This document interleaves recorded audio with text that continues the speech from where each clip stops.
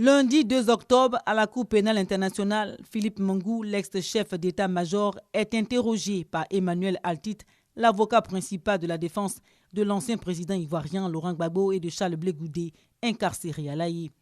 En tant que témoin à charge dans ce procès, Philippe Mangou est revenu sur les événements de la crise post-électorale de 2010 à 2011. Devant la Cour, il affirme que l'ex-chef d'État ivoirien a financé accidentellement le commando invisible. Je suis en mesure de vous dire que le président Laurent Gbagbo a financé accidentellement, je dis bien accidentellement, le commando invisible. À court de logistique, Koné Zakaria va user de ruse et de perfidie pour faire croire au président Laurent Gbagbo et au ministre Tagro qu'il va mener une action qui leur serait favorable au nord-est, mais au lieu de mener cette action, ils sont descendus tout simplement au sud-est pour mener l'opération au niveau d'Abobo.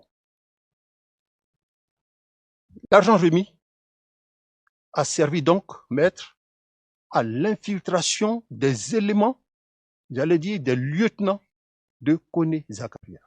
Quelles sont les infiltrations des différentes forces en présence dans la crise ivoirienne? Quel rôle a joué l'armée sous les ordres du général Mangou dans les tirs contre le marché d'Abobo? Philippe Mangou donne des détails. J'ai été informé par le général Palassé, je crois, le soir, puisque quand l'événement s'est produit, nous avons eu le temps de regarder à la télévision ce qui s'est passé.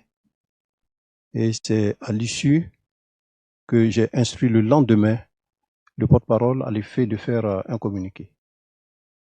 Est-ce que c'est le même processus que pour l'incident précédent? Est-ce que le ministre de la Défense vous appelle après que vous ayez reçu l'appel du général Palassé? Exactement le même processus. Donc nous apprenons tous deux l'information par des voies différentes. Le ministre, c'est toujours les journalistes qui l'informent aussi. Donc il m'informe. Et puis c'est le même processus. Je fais mener une enquête interne. Quand ces genres d'incidents se produisent, la première des choses, c'est de demander aux troupes qui sont sur le terrain ce qui s'est passé, mais surtout au commandant de force de nous faire le compte-rendu de la situation. Donc la réponse était négative et je suis remonté donc au ministre pour lui dire que nous n'étions pas concernés. Philippe Mangou est à la deuxième semaine de son audition qui, selon le calendrier de la Cour pénale internationale, prendra fin le 13 octobre prochain.